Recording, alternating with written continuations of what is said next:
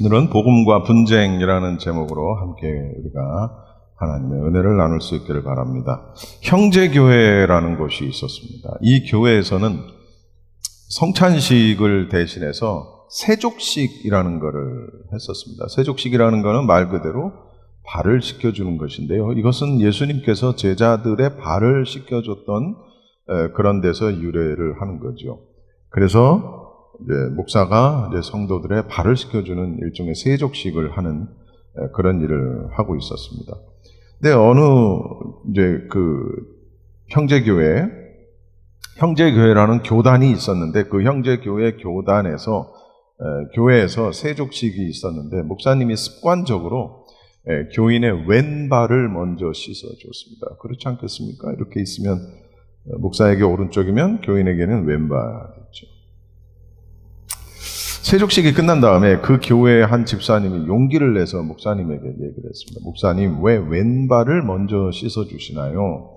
오른발을 먼저 씻어주시면 더 좋지 않을까요? 라고 이렇게 말을 했습니다. 성경에도 없는 사실을 가지고 목사님께 마치 좀 따지는 것처럼 느껴졌던 이 목사님은 그걸 용납을 하지를 못했죠. 그럼에도 불구하고 이 집사는 다음 세족식 때는 목사님이 오른발부터 먼저 씻어주시겠지라는 기대를 가지고 있었습니다. 그런데 다음 세족식에도 목사님은 왼발을 먼저 씻어주시는 것이었어요. 내심 화가 난 이 집사님은 몇몇의 교인들을 선동을 해가지고 교회를 박차고 나갑니다.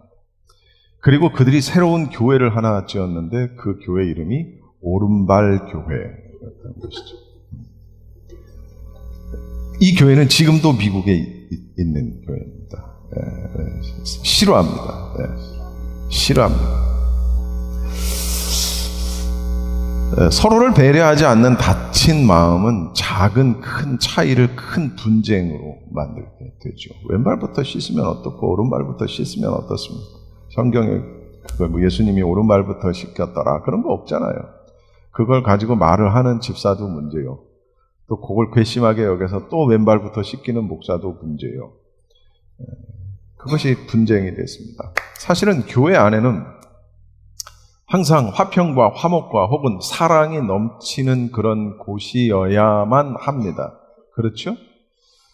그러나 교회 밖은 조금 다를 수 있다는 것이죠. 무슨 얘기냐? 진리와 비진리 혹은 신자와 불신자가 본질적으로 한 컵에 담길 수는 없는 노릇입니다. 그렇지 않습니까? 그것은 마치 물과 기름을 한 컵에 넣으면 한 컵에 들어갔어도 반드시 둘로 나눠지는 것과 마찬가지라는 것이죠. 본질적인 문제라는 그런 얘기입니다. 그러니까 교회 안에서의 분쟁은 서로를 배려하지 못하고 서로를 인정하지 못하고 혹은 서로를 사랑하지 못한 데서 출발한다면 그러니까 진리와 비진리의 분쟁은 그런 문제가 아니라는 것이죠. 그것은 본질적인 차원의 문제다. 물과 기름이 섞이지 못하는 것처럼 그것은 본질적인 문제다라는 것이죠. 예수님께서 예수님의 재림, 심판, 그리고 성도가 당할 환난 이런 것 등등에 대해서 예수님이 예고를 하셨죠. 그 다음 이제 이 본문 말씀은 어떤 얘기냐면 이제 후로 계속된 대화는 앞으로 있게 될 예수님의 고난과 그를 따르는 자들이 따르는 자들에게 당연히 미치게 될 고난에 대한 것이었습니다. 그런데 오늘 굉장히 이런 말씀을 해주세요. 49절에 보면 내가 불을 땅에 던지러 왔다 이렇게 말씀을 하세요. 예수님께서 불을 땅에 던지러 왔다. 그러니까 예수님이 이 땅에 오신 목적을 말씀을 하시는 거예요. 불을 땅에 던지러 왔다. 그렇다면 예수님이 말씀하신 이 불이라는 것은 무엇이냐라는 것이죠. 불에 대한 해석을 제가 이런저런 주석을 다 찾아봤습니다. 뭐라고 주석을 하나. 근데 주석마다 약간씩의 차이는 있어요. 어떤 주석은 이것은 성경 말씀이다, 복음이다. 이것은 영적인 활동이다. 이것은 아니다, 심판이다. 이것은 신자의 열심으로 인한 신자와 불신자 간에 조성될 적대감이다. 뭐 여러 가지 그 불에 대한 정의를 내리는 걸 제가 보게 됩니다. 근데 뭐 각자 나름대로 다 이유가 있죠. 다 있습니다. 저는 이 중에서 이게 딱 맞고 나머지는 다 틀리다 이렇게 말하고 싶지는 않아요. 다 포함이 되는 걸 겁니다.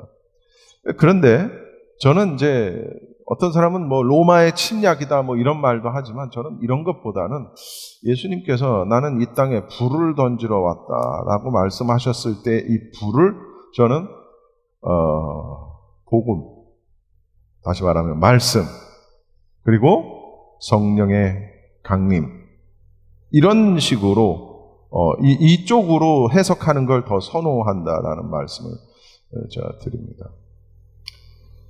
예수님께서는 이 불을 세상에 붙여서 그 불로 인해서 세상의 찌꺼기를 다 태우시고 쓰레기를 없애기 위해 오셨다. 그런데 여기 보면 이미 그 불이 붙어졌다. 복음 전파가 시작됐다. 이렇게 이제 해석을 하는 거죠. 물론 성령 강림이다. 이렇게 말씀을 예시하는 성령 강림을 예시하는 말씀으로 읽기도 합니다. 예수님께서는 마치 불로 태우는 것처럼 성령으로 세례를 베푸셨다라는 거죠. 그리고 이 성령은 맹렬한 불로 임하셨다. 그런데 그 말씀을 하시면서 예수님이 50절에 나는 받을 세례가 있으니 그것이 이루어지기까지 나의 답답함이 어떠하겠느냐. 예수님께서 받으실 고난에 대한 어떤 그리스도의 메시아로서의 어떤 예견. 그러니까 예수님 당신 자신이 겪어야 할 고난이 무엇인지 또 그 고난을 겪어야 할 어떤 불가피한 사실 이것도 다 알고 계시는 거예요. 나는 받을 세례가 있다. 여기서 말하는 세례가 뭐냐? 예수님이 요한에게 물로 세례 받으신 거? 아니요. 그게 아니라 여기서 말씀하시는 세례는 예수님께서 십자가에서 당하실 죽음을 의미합니다. 그런데 뭐라고 말씀하시냐면 그것이 이루어지기까지 나의 답답함이 이렇게 답답함으로 이제 번역을 했어요. 근데 이게 이제 원어의 뜻은 두 가지의 단어가 합쳐져서 만들어진 단어인데 이것은 굉장히 억눌려 있는 상태를 말하는 거예요. 그러니까 굉장히 억눌려 있으니까 답답하긴 또 하긴 해. 그렇죠? 그런 의미로 따지면 굉장히 억눌려 있는 상태. 예수님께서는 비록 대속의 죽으심을 위해서 십자가를 능동적으로 지셨습니다. 그러나 그 길을 걸어가시기까지는 굉장히 참혹한 고난을 이겨내셔야만 했다라는 것이죠. 그리고 이제 예수님께서 겪으실 고난을 제자들도 함께 겪을 것이다 라고 말씀을 하시는 겁니다. 그게 이제 51절입니다. 같이 한번 읽어보세요. 이건 굉장히 중요합니다. 시작. 내가 세상에 화평을 주려고 온 줄로 아느냐? 내가 너희에게 이르노니 아니라 도리어 분쟁하게 하려 함이로라. 자, 이게 굉장히 이게 이제 누가복음에는 이렇게 표현이 되어 있지만 마태복음에는 내가 검을 주러 왔다 이런 표현까지도 있어요. 누가복음에는 없지만 그러니까 이렇게 해석을 하면 어떨까요? 내가 너희에게 세상에서 편안한 지기와 바깥으로 자랑할 만한 재물을 주려고 온 줄 아느냐? 이 말씀을 볼 때 이미 제자들은 그와 같은 생각을 하고 있었다라는 것이죠. 예수님은 이미 보신 거예요. 그 상황을. 꿰뚫어 보신 것이죠. 그들은 여기서 말하는 그들이라는 것은 제자들은 복음이 전 세계적으로 승인을 받게 되고 이것이 온 민족이 복음을 너나 할 것 없이 받아들이고 그 복음을 배우려고 몰려들고 그러면 이 복음 전도자들은 굉장히 편하고 위대한 인물이 된다면 예수님께서는 허세나 권력 이 정도까지는 주시지 않을지언정 적어도 그들에게 화평은 주실 것이다. 복음 전도자들에게 화평은 주실 것이다 라고 이렇게 생각을 했다라는 거예요. 뿐만 아니라 구약에 이제 메시아 왕국에 대한 이야기가 많이 나와 있죠. 그리고 메시아 왕국의 화평에 대한 에서 언급을 한 구절들을 읽게 될 때 그들은 외형적인 어떤 화평을 얻게 될 것을 기대했을 거라는 것이죠. 그런데 예수님이 지금 무슨 말씀을 하시는 거냐면 너희들의 그런 기대는 어긋날 것이다 라는 거예요. 결과는 정반대로 될 것이다. 너희들은 정말 바보 같은 낙원에 빠지지 마라. 너희들은 다 알게 될 것이다. 다 알게 돼. 뭐를 알게 돼? 복음 전파의 결과는 분열일 것이다 라는 거예요. 분쟁일 것이다 라고 지금 이야기하는 거예요. 복음의 어떤 목적 혹은 그 일반적인 경향은 우리가 아는 대로 어떤 그 사람의 자녀들을 서로 맺어주기도 하고 거룩한 사랑 안에 함께 묶어주기도 하고 뭐 그렇게 되죠. 모두가 복음을 받아들이게 되면 자연적으로 그 결과는 그렇게 될 것입니다. 그런데 문제는 뭐냐면 이 세상에는 많은 사람들이 있기 때문에 이 복음을 받아들이려 하지 않는 사람도 있고 거기서 그치는 게 아니라 심지어 배척하는 사람들도 있다는 것이죠. 그리고 그 복음 전파로 인해서 그 마음이 막 굳어져 가지고 이건 배척 정도가 아니라 복음을 받아들이는 자를 향해서 분노를 일으키기도 한다라는 거예요. 그래서 복음의 전파가 복음이 분쟁의 원인 혹은 적어도 분쟁의 실마리는 된다라는 것이죠. 복음이. 예수님이 오심으로 인해서 그 복음은 사람들에게 생명을 주고 구원을 주고 그들의 삶을 바꾸는 그러한 어마어마한 진리의 말씀인데 그게 오히려 분쟁을 일으키고 분열을 일으키고 배척을 일으키고 이방인들의 세계에서는 강력한 군대가 그의 궁전을 호위하기만 하면 그 재산은 안심해도 돼요. 그죠? 군대가 이렇게. 그리고 또 모두가 그냥 한 길로 가니까 믿지 않는 사람들 얘기하는 거예요. 그냥 모두가 한 길로 가니까 조용해요. 다 똑같거든. 철학의 각 파들도 또는 다른 다른 신을 섬기는 사람들도 모두가 말을 잘 들었어요. 그냥 뭐 편안하게 평안하게 너도 좋고 나도 좋고 너도 구원 있고 나도 구원 있고 그런 철학이 있군요. 이런 사상이 있군요. 이런 이념이 있군요. 저런 이념이 있군요. 괜찮았어요. 그런데 복음이 전파되고 복음으로 인해서 사탄의 권세를 떠나서 하나님께 소위 전향을 한 많은 사람들이 생기게 되는 거예요. 그랬더니 그들이 방해거리가 되는 거예요. 근데 그걸 에스겔서에서는 뭐라고 표현하냐면 소리가 나고 움직이게 되었다. 이런 표현을 씁니다. 에스겔서에서는. 괜찮았는데 같이 늘 가고 같이 함께 했던 사람들이 있었는데 그들이 복음을 받고 났더니 어떻게 돼요? 사탄의 권세가 그를 떠나게 되고 하나님께로 향하게 되니까 소리가 나고 움직이게 되었다. 어떤 사람들은 복음을 받아들임으로 자신을 구별하게 되었다. 복음을 받아들임으로 구별하게 된 사람이 있는가 하면 그것으로 인해서 어떤 사람은 분노하게 된 사람들이 생기게 되었다. 복음으로 인하여 분쟁이 생기기 시작하는 거예요. 분열이 생기기 시작을 하는 거예요. 그런데 성경은 뭐라고 얘기하냐면 이와 같은 분쟁은 각 개인 그리고 각 개인의 가정까지 미칠 것이다. 복음 전파로 인해서 가까운 친척 가운데서도 분쟁이 생길 것이다.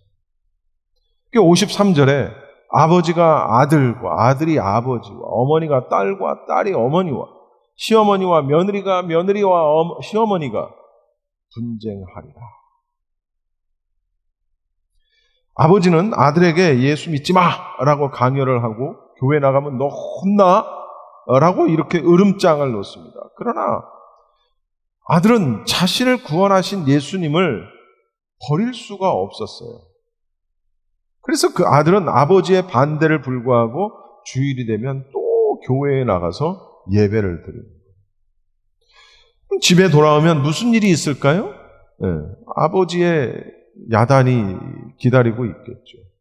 혼이 나는 거죠. 만약에 아들이 아버지의 말씀대로 예수님을 버리고 신앙을 부인했다면 적어도 표면적으로는 그 가정에 화평이 있겠죠. 늘 그 종교 문제를 가지고 가정에서 다툼이 있는 경우 그런 표현을 씁니다. 야, 종교 가지고 분란 일으키지 마. 가정에 분란 일으키지 마. 이런 표현을 많이 씁니다. 종교 문제는 분란을 일으키는 거예요, 본질적으로. 종교 문제는 분열을 일으키고 분쟁을 일으키는 거예요. 누구와? 아버지와 아들이, 딸과 엄마가, 며느리와 시어머니가 분쟁하는 거예요. 그것이 복음의 본질이라는 거예요. 예수님이 이걸 땅에 던지러 왔다는 거예요. 검을 던지러 왔다는 거예요. 검이 뭐 하는 거예요? 검 가지고 우리 어머니가 검 가지고 반찬 만드셔요? 뭐 이런 표현 씁니까? 아니죠. 검은 싸우고 죽이는 데 쓰는 용도입니다. 근데 예수님은 불을 던지러 오셨고 검을 던지러 오셨고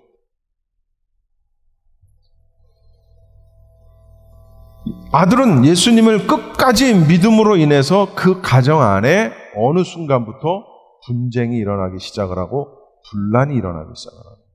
그래서 예전에는 아버지와 아들이 혹은 엄마와 딸이 굉장히 사이가 좋았고 고부간의 갈등 없이 너무나도 행복한 가정이었는데 복음이 들어가고 난 다음부터 분쟁이 생기기 시작하고 분열이 생기기 시작합니다. 왜? 섞일 수가 없는 거예요. 아버지하고 아들이 서로 사랑 안 하나? 사랑하지요. 딸하고 어머니가 사랑 안 하나? 사랑하지요. 며느리하고 시어머니가 사랑 안 해요? 사랑하지요. 그러나 그 복음이 혹은 그 성령이 둘 중에 한 사람에게 제대로 임하면 분란이 일어날 수밖에 없는 거예요. 분쟁이 일어날 수밖에 없는 거예요. 예수님은 바로 이것처럼 가정 내에서도 믿는 자와 믿지 않는 자 사이에 서로 분쟁이 있을 수밖에 없다라는 것을 말씀하시는 거예요. 보여주시는 거예요. 물론 예수님은 그 예수님의 복음이 분열을 일부러 조장하거나 분쟁을 촉구하는 건 아니죠. 복음이 전해지고 진리가 서게 되면 비복음과 비진리와는 어쩔 수 없이 부딪히게 되는 거예요. 그것이 정말 둘도 없는 친한 친구 사이고 목숨을 줘도 아깝지 않은 친구 사이여도 가족이어도 그게 그렇다는 거예요. 결국 아버지와 아들은 어머니와 딸은 며느리와 시어머니는 종교 문제로 갈라지게 된다. 믿지 않는 자들은 아무리 다른 방면에서 친하고 사랑하던 사람이라 할지라도 일단 믿는 자라면 그들을 박해자들의 피 묻은 손에 기꺼이 넘겨줄 정도로 잔인해진다. 언제? 마지막 때 그렇게 된다는 거예요. 아버지가 아들을, 어머니가 딸을, 며느리가 시어머니를 죽이는 자들에게 넘겨주는 때가 온다. 언제? 마지막 때. 환난 때에 그렇게 된다는 거예요. 사도 바울은 어땠을까요? 사도 바울도 그가 회심하자마자 받은 건 배척이었어요. 여러분 잘 아시다시피 사도 바울은 그가 예수님의 제자가 되기 전에는 어땠습니까? 그는 예수 믿는 자들을 찾아다니면서 우연히 만나서 예수 믿으면 죽이는 게 아니라 그들을 찾아다니면서 응징을 했던 사람이 사도 바울이에요. 어느 날도 그렇게 그런 사람을 찾아다니다가 길에서 예수님을 만나게 되고 그의 삶이 완전히 180도로 바뀌게 되는 것이죠. 그랬더니 그때부터 사도 바울에게 없던 일이 생겨요.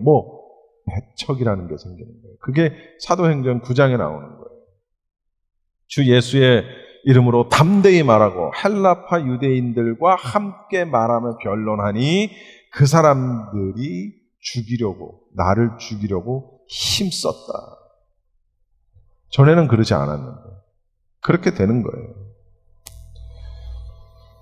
불신 속에 계속 머무는 자들은 자신의 불신과 불순종을 책망하고 심판하려는 신앙인들을 미워하고 박해하고 분노를 터뜨린다. 믿지 아니하는 자는 믿는 자들을 미워하고 박해하고 분노를 터뜨린다. 고집과 박해의 영, 강하던 혈육과 친족의 유대 관계도 다 끊어지는 거예요. 사도행전을 읽어보면 이렇게 복음이 들어옴으로 인해서 동시에 박해자들이 들고 일어나는 것을 알 수가 있죠. 죄를 책망하는 소리가 들려지게 되면 어느 곳이든 이런 박해가 일어나기 시작을 했어요. 이 복음의 길에 대해서는 늘 적지 않은 소란이 일어났다. 에스겔서의 그 말씀이 맞는 거예요. 소리가 나고 움직였다. 그래서 예수님의 제자된 자들은 세상에서 평화롭게 지낼 수 있다는 기대를 가질 수가 없는 거예요. 다시 말하면 오늘날 우리 성도들은 이 땅에서 화평하고 평안하게 그렇게 끝까지 가기가 쉽지가 않다는 거예요. 그래서 예수님 뭐라고 말씀하시냐면 이리떼 사이에 양을 보내는 것 같다라는 표현도 하셨잖아요. 아까도 얘기했지만 복음으로 인한 분쟁의 심각성은 혈연 관계도 깨뜨립니다. 근데 예수님의 복음의 진리는 그만큼 중요한 것이죠. 그만큼 그리고 또 견디기 어려운 고난으로 우리에게 다가온다라는 것입니다. 예수님의 오심은 필연적으로 진리와 비진리, 신자와 불신자 혹은 선과 악의 분쟁을 수반할 수밖에 없다. 물론 교인들이 윤리적으로 본이 되지 못하는 삶을 살기 때문에 믿지 않는 사람들한테 욕을 먹는 경우가 있지요. 왜 없습니까? 오늘날은 특히 더 그런 경우를 많이 보게 됩니다. 어떤 두 사람이 버스 안에서 심하게 다투고 있었습니다. 이 버스라는 좁은 공간 안에서 다른 승객들은 아랑곳하지 않고 그냥 소리 높여서 싸우고 있는, 함께 타고 있던 승객들은 얼마나 불편했을까요? 참다 못한 어떤 한 중년의 승객이 자기가 내려야 될 것도 아닌데 그냥 다음 정거장에서 내려버리는 거예요. 그런데 이 중년의 사람이 내리면서 그 심하게 다투고 있는 사람을 향해 뭐라고 한마디를 했냐면, 여기가 교회인 줄 알아? 이해하셨습니까? 버스 안에서 다투고 있는 그 사람들이 교회를 다니는지 안 다니는지 모르겠지만 여기가 교회인 줄 알아? 그러면서 소리를 버럭 지르고 내렸다는 거예요. 이게 세상 사람들에게 각인된 오늘날 교회 모습이라는 것이죠. 근데 희한한 건 말이죠. 늘 분쟁하고 분열하는 교회는 여전히 세월이 지났는데도 여전히 분열하고 분쟁하더라고요. 제가 이제 제 집사람하고 같이 일을 했다가 지금은 집사람도 다른 곳으로 갔고 그분도 다른 곳으로 갔는데, 그분이 그 사모가 어제 카톡이 왔는데 와서 뭔가고 봤더니 굿사마리탄 병원 응급실을 갔다는 거예요. 그래서 아니 왜? 그랬더니 이제 카톡을 주고 받더라고요. 그랬더니 급성 스트레스성 어쩌고 저쩌고 해가지고 그게 너무 심해가지고 응급실을 간 거예요. 그분이 이제 저쪽에서 같이 일할 때는 이제 너무 심해가지고 대상포진이 엉덩이 쪽으로 와가지고 앉지도 못하고 막 한 일주일인가 열흘인가 쉬었는데 굉장히 스트레스가 말도 못했어요. 근데 이 사모가 스트레스가 많을 수밖에 없는 게 지금 새로 간 데에서도 또 일이 힘든 게 아니라 사람이 힘든 거예요. 근데 그 사람이 힘든 그게 만드는 포지션에 있는 그 사람이 목사야. 물론 목회를 하는 목사는 아니고 같은 소셜 워커인데 오래된 이제 자기가 틀려놓고 그걸 그 사람한테 고치라고 윽박지르고 이러고 막 이런 굉장히. 근데 교회에서도 또 그런 일들이 있었던 거예요. 교회 안에서 이 목사 부부가 있던 교회에서 분쟁이 일어나서 나온 거거든. 나와서 그냥 자기네들이 따로 개척을 한 거거든. 근데 이쪽에서 분쟁을 일으켰는데 이게 법적인 것까지 간 거예요. 근데 이 소위 강경파에 있는 사람들이 어느 날 교회에 와가지고 이제 새로 예배하고 있는 교회에 와서 저 뒤에 앉아가지고 거리고 있더라는 거예요. 왜 그런가 했더니 이제 자기네 반대쪽에 있는 사람들을 도울까봐 만약에 저 사람들을 도우면 당신들도 우리가 수할 것이고 어쩔 것이고 협박을 하러 온 거예요. 근데 이 목사님은 젊은데 나보다 한 10살 어린 젊은 목사인데 야리야리하게 생기고 순하게 생기고 예배하는 내내 어떻게 설교를 했는지 모르고 그런 식으로 교회가 분쟁이 나서 분열을 하는데 한쪽에서는 눈에 힘 빡 주고 으쌰으쌰 하면서 너 한 번만 너 만약에 이쪽 도우면 넌 가만 안 둬 이런 식으로 목사에게 와서 집사들이 그러고 있는 거예요. 여러분 이게 먼데 얘기가 아니에요. 바로 우리 옆에 얘기예요. 옆에. 예? 오늘날 교회가 이렇다고요. 이게 참. 근데 교회 안에서의 분쟁이 이래. 교회 밖에서의 분쟁은 우리가 얼마든지 교회 안에서는 이렇게 하면 안 되는 거거든요. 여기가 교회인 줄 알아. 세상에서의 큰 다툼은 작게 인식이 되지만 교회 안에서의 작은 다툼은 크게 인식되는 게 지금의 세상이라고요. 교인들이 덕이 부족하고 목사가 인격이 부족해서 나는 예수님은 좋은데 교회는 싫어 라고 말하는 사람들이 많이 있단 말이에요. 교회는 작은 다툼이라도 일어나지 않게 해야 할 책임이 있어요. 이것은 성경이 권하는 명령이기도 합니다. 교회는 다툼이 있어서는 안 돼요. 화평이 있어야 합니다. 그러나 마지막 때의 비진리는 반드시 진리를 대적한다는 사실을 또한 우리가 깨달아야 돼요. 어쩌면 그 비진리가 진리를 대적한 거일 수도 있고, 전 그 스토리를 모르니까 제가 뭐라고 함부로 얘기할 수는 없지만, 불신자는 신자를 대적하는 거예요. 비진리는 진리를 대적해요. 어쩌면 그 반대일 수도 물론 있겠죠. 중요한 것은 마지막 시대를 살아가는 우리가 받을 고난을 생각하면 지금 우리는 말씀으로 무장해야 되고 성령으로 무장해야 됩니다. 예수 그리스도를 통해서 진리를 체험한 성도들은 비진리와의 투쟁을 통해서 진리를 확산시킬 사명을 수행해야 한다. 그 와중에서 내가 가족과 끊어지는 한이 있더라도, 내가 나와 가장 가까운 사람과 절교를 하는 한이 있더라도, 종말에 직면하게 될 온갖 환난, 시련에 대비할 수 있는 준비를 갖추어서 세상의 비진리와 타협하거나 굴복하지 않는 그런 신앙인이 되어야 한다라는 것을 우리는 알아야 한다는 것이죠. 기도하겠습니다.